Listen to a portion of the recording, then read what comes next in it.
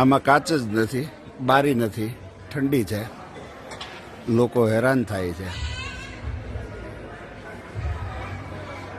આ અમરેલીનું bus stand છે. સવારે 4:45 વાગ્યાની બસ છે. શિયાળો શરૂ થઈ ગયો છે.